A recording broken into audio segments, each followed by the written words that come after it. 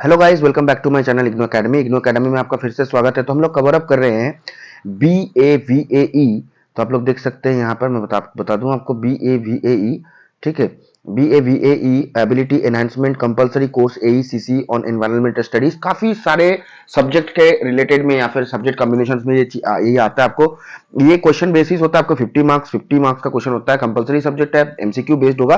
तो यहाँ पे इसलिए हम लोग इंपॉर्टेंट पॉइंट्स को जज करेंगे। ठीक है, डेप्थ इन डेप्थ में जो भी जरूरी है एग्जाम रिलेटेड पॉइंट, उस हिसाब से जो जरूरी है उस चीज को हम लोग कवर अप करेंगे। जहां पे डिटेलिंग की जरूरत होगी वहां पे डिटेलिंग हो जाएगा। ठीक है, चले मैंने तो सब्सक्राइब जरूर करिए, दोस्तों के साथ शेयर कीजिए, लाइक कीजिए वीडियो पसंद आए तो, और कमेंट जरूर करना है। ठीक है, तो हम लोगों ने इसके पिछले पार्ट्स में हम लोगों ने कवर अप किया था, काफी चीज देख लीजिएगा। अभी हम लोग कवर अप कर रहे हैं ब्लॉक 1 यूनिट 1, जो कि एनवायरनमेंट के बारे में हम लोग जान रहे हैं। या फिर ये जो यहाँ पे जो हम लोग कवर अप कर रहे हैं देखिएगा, block 1 an introduction to environment environmental studies our environment. और एक चीज मैं बता दूं आपको, साइड बाय साइड इसका जो है ना प्रीवियस क्वेश्चन आंसर डिस्कशन भी चल रहा है प्लेलिस्ट में, जब जाके देख लीजिएगा। जो भी दोस्त मेरे नए आ रहे हैं चैनल पे, सब्सक्राइब जरूर कर दीजिए यार। अब अगर आपका एक सपोर्ट, ठीक है, एक मतलब चीज क्या है, मोटिवेशन होती है, मेहनत आपके लिए किया जा रहा है ताकि आप अच्छे से करें और आपका अचीवमेंट मतलब हमारा अचीवमेंट। ठीक है, चलिए बढ़ते हैं आगे। तो हम लोगों ने कवर अप किया था आवर एनवायरनमेंट में काफी सारे चीज, जैसे कि हम लोगों ने देखा था यहाँ पे। ठीक है, मैं दिखा दूं आपको, ये सब चीज हम लोगों ने पढ़ा है। कंसेप्ट ऑफ एनवायरनमेंट क्या है, ज्यादा इसमें कुछ इंपॉर्टेंट नहीं है। थोड़ा इस फिगर को देख लीजिएगा, पता चल जाएगा, थोड़ा आइडिया लग जाएगा। फ्लाइटो प्लैंकटन, जू प्लैंकटन, इन चीज के बारे में।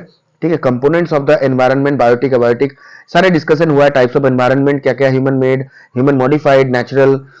ठीक है, significance of environment for life, ये सब हम लोगों ने पढ़ा था। आपको मैंने क्वेश्चन भी करने के लिए बताया थे, तो क्वेश्चन बहुत इजी है, सॉल्व कर लीजिएगा। आज हम लोग कवर अप करने वाले हैं सस्टेनेबिलिटी एंड सस्टेनेबल डेवलपमेंट। बचपन में आपने पढ़ा था सस्टेनेबिलिटी और सस्टेनेबल डेवलपमेंट। तो बेसिकली इसका मेन चीज क्या है, दो तीन चीज आपको ध्यान में रखना है।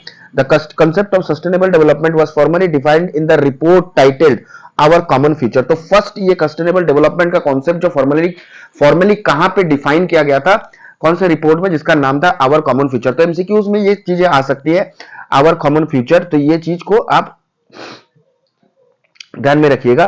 ठीक है, तो ये चीज आपको ध्यान में रखना है। चलिए एक चीज मैं आपको बता दूं, देखिए, this report was an outcome of deliberation of a group constituted by world commission on environment and development, WCED। तो ये फुल फॉर्म्स आ सकते हैं, ध्यान में रखना है। ऑन चेयर्ड बाय, कौन इसका हेड कौन था, देन मतलब उस समय के Norwegian prime minister Gro Harlem Brundtland commission defined sustainable development as the development that involves. अब एक्चुअली सस्टेनेबल डेवलपमेंट का मतलब क्या कहा था इन्होंने, नाम याद रखना है, कौन सा क्या क्या है। ये छोटे छोटे क्वेश्चन एमसीक्यू में पूछे जाते हैं, तो ध्यान में देना है। मैं ज्यादा इंपॉर्टेंट जो भी आपका एग्जामिनेशन पॉइंट ऑफ व्यू से है उसी चीज को कवर अप करवा रहा हूं। ठीक है, और हम लोग ये कवर अप कर रहे हैं पार्ट, लास्ट पार्ट है ये।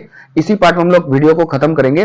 ब्लॉक 1 पार्ट एंड है, और देख लीजिएगा। और एमसीक्यूज भी सॉल्व कराए जा रहे हैं, वो भी आप देख लीजिएगा। ठीक है, देखिए एक्चुअली सस्टेनेबल डेवलपमेंट का मतलब क्या कहा है इन्होंने, meeting the need of present generation without compromising the ability of future generations to meet their own needs.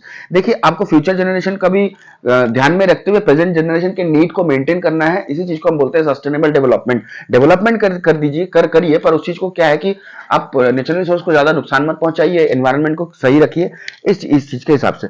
ठीक है, this definition of sustainable development initiated a lot of debate. The scientists were of the opinion that the term need and development has not been defined properly in the report.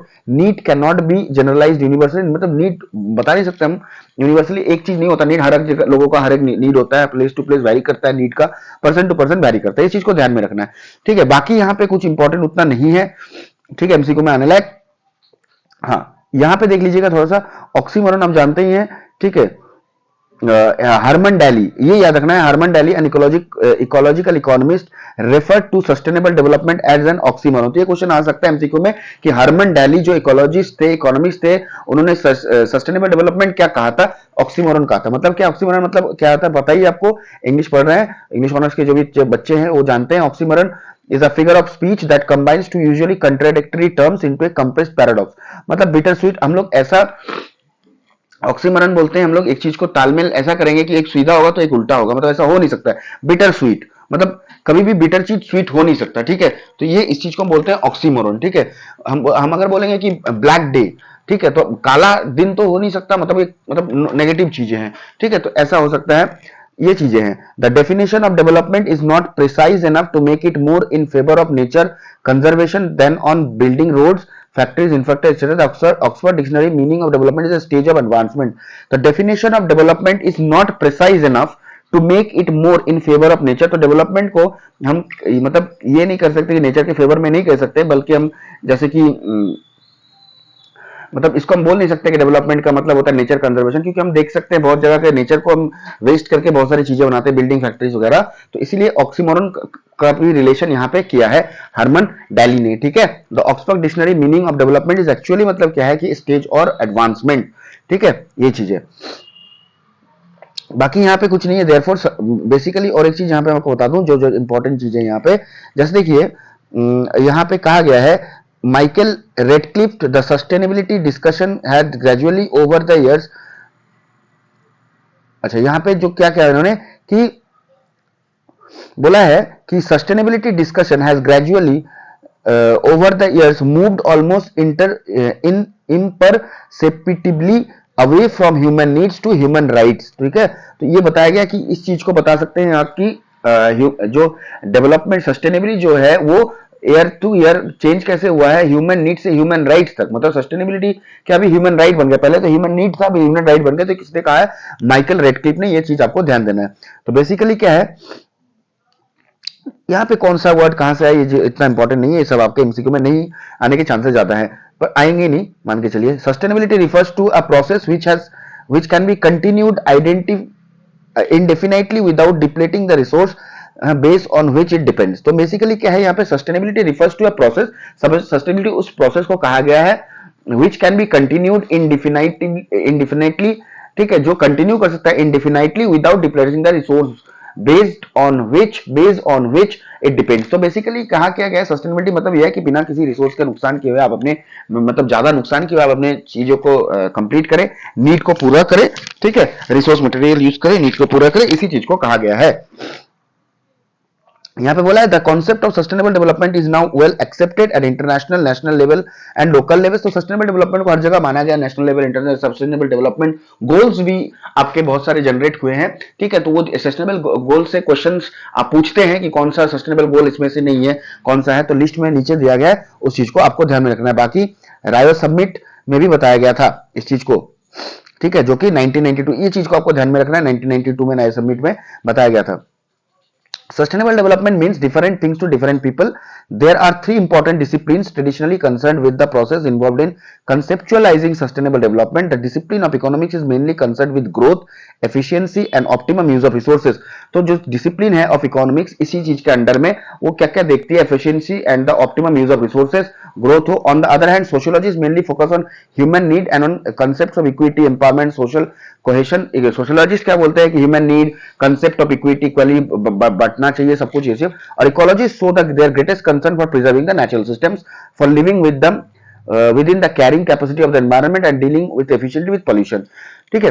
तो इसमें कहा गया कि तीन चीज अलग अलग है। पहले तो इकोनॉमिक वाले देखेंगे कि सही तरह से ग्रोथ हो रही है, सही तरह से एफिशिएंसी की तरह से रिसोर्सेज यूज हो रही है कि नहीं हो रही है। सोशियोलॉजी देखेंगे कि नीड ठीक ठाक पूरा हो रहा है कि नहीं, सबको बराबर हक मिल रहा है कि नहीं रिसोर्स में, ठीक है। और इकोलॉजिस्ट क्या देखेंगे, बिना नुकसान किए हुए हम कैसे यूटिलाइज कर रहे हैं। ये चीज आपको ध्यान में रखना है, ये चीज आप देख लेंगे तो पता चल जाएगा।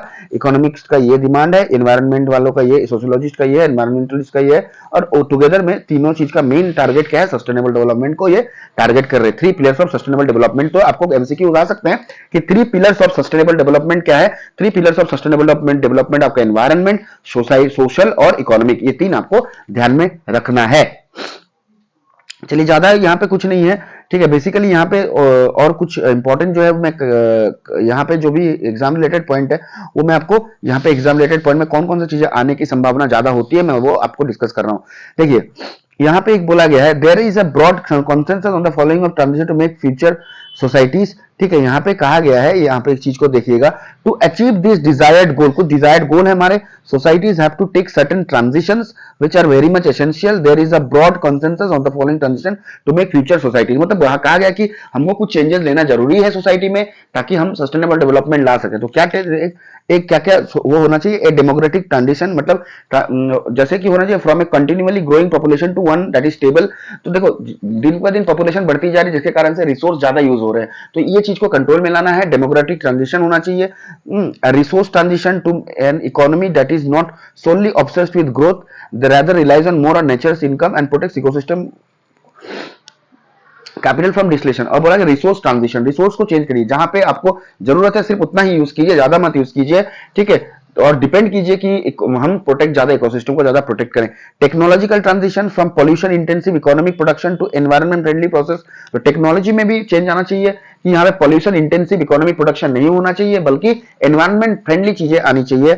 Political social transition, sociological transition, political changes आनी चाहिए, सोशल मतलब पॉलिटिकल तो गवर्नमेंट अच्छे अच्छे नॉर्म्स निकाले, अच्छे अच्छे चीजें निकाले, ताकि हम अपने एनवायरनमेंट को सेव कर पाए, ठीक है। इस चीज को ध्यान में आपको रखना है। कम्युनिटी ट्रांजिशन, कम्युनिटी में आपस में तालमेल होना चाहिए, ठीक है, ताकि एनवायरनमेंट ठीक से यूज हो सके और तरीके से यूज हो सकते हैं।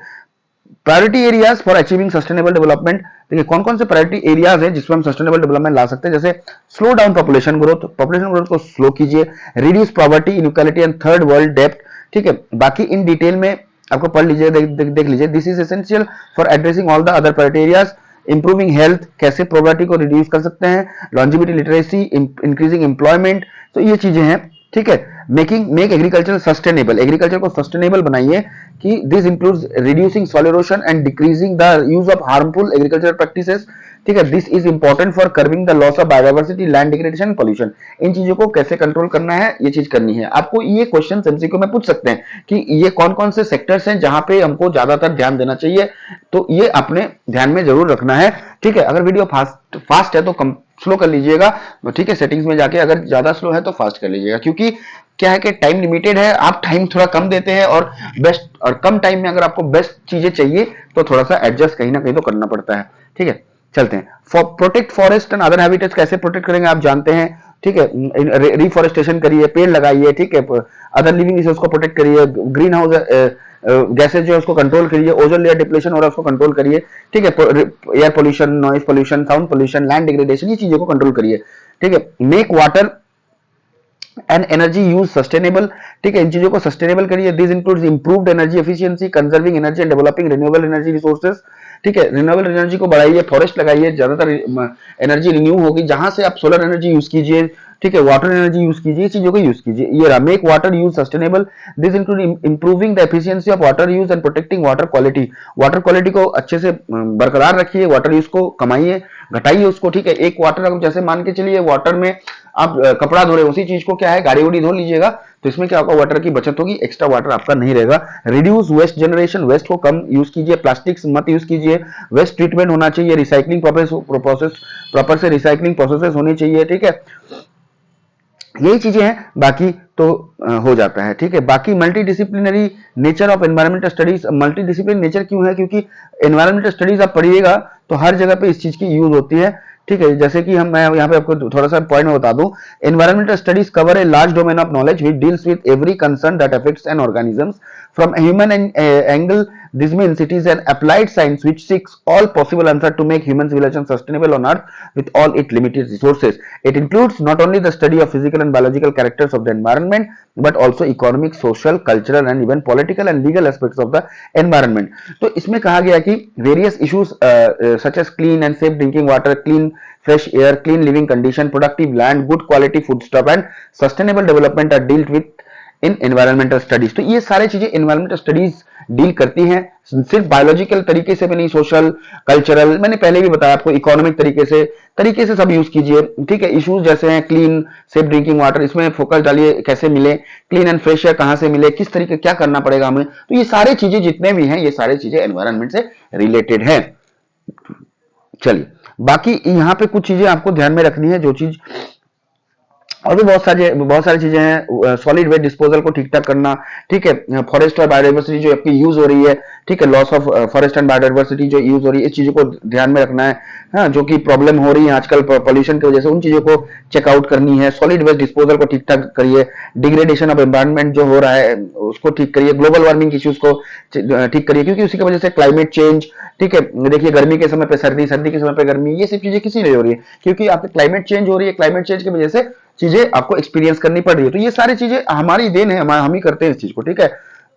तो ये सब चीजें हैं, बाकी कुछ चीजें आपको ध्यान में रखनी है और भी इंपॉर्टेंट है, जैसे कि The United Nations Conference on Environment and Development held in Rio de Janeiro 1992 and World Summit on Sustainable Development at Johannesburg 2002 have drawn the attention of the people around the globe to deteriorating condition of our environment.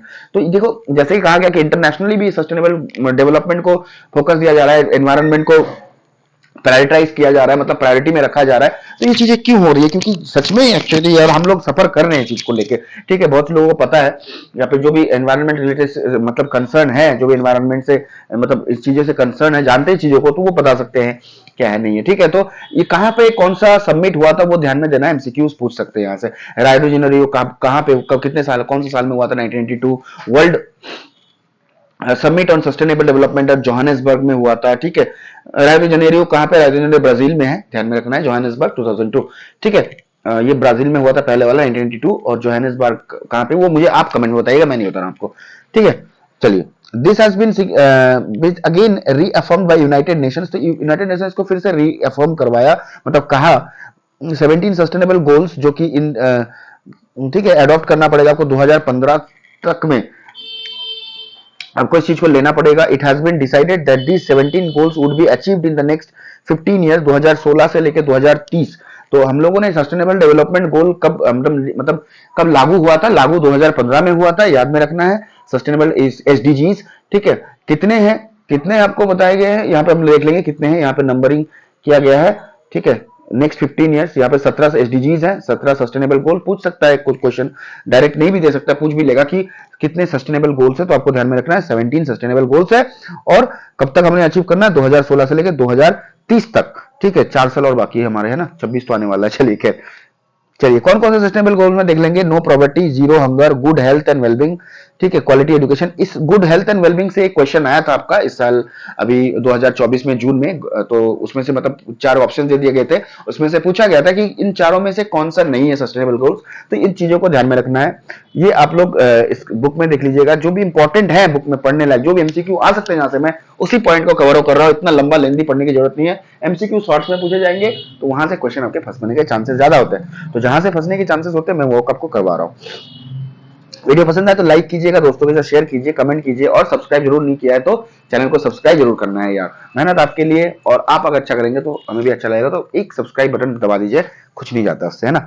No property first, SDG. Zero hunger second, good health and wellbeing third, quality education 4, gender equality, clean water and sanitation, affordable and clean energy, decent work and economy growth, industry innovation and infrastructure, reduce inequalities, sustainable cities and communities, responsible consumption and production, climate action, life below water, life on land, peace, justice and strong institution, partnership for the goals। एक दूसरे की country से partnership कीजिए इस गोल को achieve करने में, ये मैंने बताया है, ठीक है। तो यही चीज है, बाकी और कुछ नहीं। इंपॉर्टेंस ऑफ एनवायरमेंटल स्टडीज, हाँ एक चीज यहाँ पे आप देख लीजिएगा, यहाँ पे थोड़ा सा इंपॉर्टेंट है, जो कि India is rich in biodiversity, which provides various resources for people. Only about 1.7 million living organisms have been described and named globally. Still, many more remain to be identified and described. Attempts are made to conserve them in ex situ, outside their natural habitat. मतलब कुछ ऐसे भी हैं organisms है जिसको हम लोग अंदर में नहीं रख पा रहे हैं, तो कोई भी कंडीशन की वजह से, तो उसको हम एक्स सीटू मतलब outside there natural habitat, duplicate मतलब या फिर आर्टिफिशियल हैबिटेट बना के उनको रख रहे हैं, तो इसको बोलते हैं एक्स सीटू। इन सीटू मतलब in natural, in their natural habitat situations. In situ और एक्स सीटू, इन चीजों को याद रखना है, एक्स सीटू और इन सीटू, ठीक है। चलिए यहाँ पे इतना ही है, ज्यादा नहीं है। Importance of environmental studies. अब एनवायरमेंटल स्टडीज पढ़ना क्यों जरूरी है? सबसे पहला है कि देखिएगा, यहाँ पे हम लोग देखेंगे environmental issues are of international importance, क्योंकि it has now been well recognized that environment issues like global warming, climate change, ozone layer depletion, acid rain, marine pollution and loss of biodiversity are not merely national issues but are global issues and hence must be tackled with international efforts and cooperation। तो ये जरूरी है, आप इसको ध्यान में रखना है। emergence of problems in the wake of modernization and development in the modern period has given birth to industrialization, urbanization, mode of modern transport system, transportation system, agriculture, housing, etc. When the West developed, it did so perhaps in ignorance of the environment impact of its activities. Evidently, such a path is neither predictable nor desirable. The developing world now faces the challenge of developing without environmental degradation. तो आप develop करिए, ठीक है, पर develop ऐसे करना है आपको कि एनवायरनमेंट को नुकसान ना हो, इसीलिए हमको एनवायरनमेंट पढ़ना जरूरी है। एक्सप्लोसिव इंक्रीज इन पॉपुलेशन, ठीक है, अब देखो इसको कंट्रोल करना जरूरी है, इसलिए भी हमको एनवायरनमेंट पढ़ना जरूरी है। World census reflects that 1 in every 7 persons in this planet lives in India, ठीक है, evidently with 16% of the world population, only 2% of its land area, there is heavy pressure on the natural resources including land. This emphasizes on the need for efficient management of natural resources for the benefits of all. तो देखो population बढ़ता जा रहा है, तो ये जो explosive increase in population उसको कंट्रोल करना पड़ेगा, वरना हमारा जो रिसोर्स है वो तुरंत खत्म हो जाएगा, फ्यूचर जनरेशन के लिए कुछ बचेगा नहीं। नीड फॉर ऑल्टरनेटिव सोल्यूशन, दूसरा कोई सोल्यूशन लाइए, जैसे जिस चीज को आप कर सकते हैं, अगर मान के चलिए आप साइकिल मतलब एक जगह से 5 किलोमीटर आप जाएंगे और गाड़ी लेके जा रहे हैं, उसमें तेल भी खर्चा, एनर्जी भी वेस्ट कर रहे हैं और नेचुरल रिसोर्स को भी डिप्लेट कर रहे हैं, तो इस चीज को नहीं करना है, साइकिल भी यूज कर सकते हैं उसकी जगह पे आप।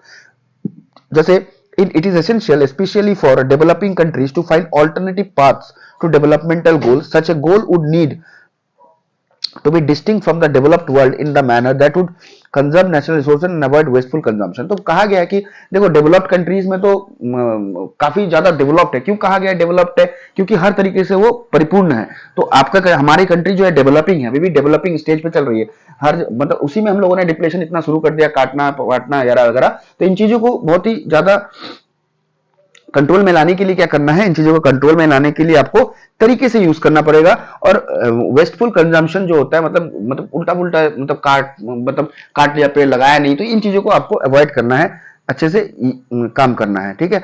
Need for wise planning of development, जो डेवलपमेंट आप कर रहे हैं पर उसके लिए प्लानिंग आपका तगड़ा होना चाहिए, ताकि विदाउट रिसोर्स को मतलब डिप्लेट की मतलब ज्यादा रिसोर्स यूज मत कीजिए, कम रिसोर्स में कितना जल्द ज्यादा डेवलपमेंट हो सके वो आपको ध्यान में रखना है।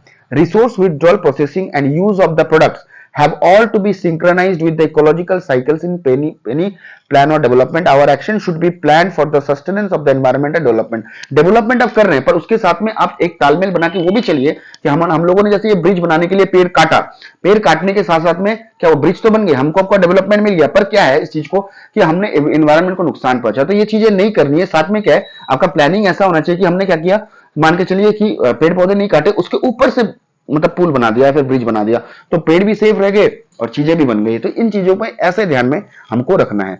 तो होप आपको पसंद आया, ठीक है, और समझ में आ रहा होगा। समरी आपको एक बार देख लेना है, अगर रिवीजन करना है तो समरी बुक से एक बार पढ़ लीजिएगा, समझ में आ जाएगा, ठीक है।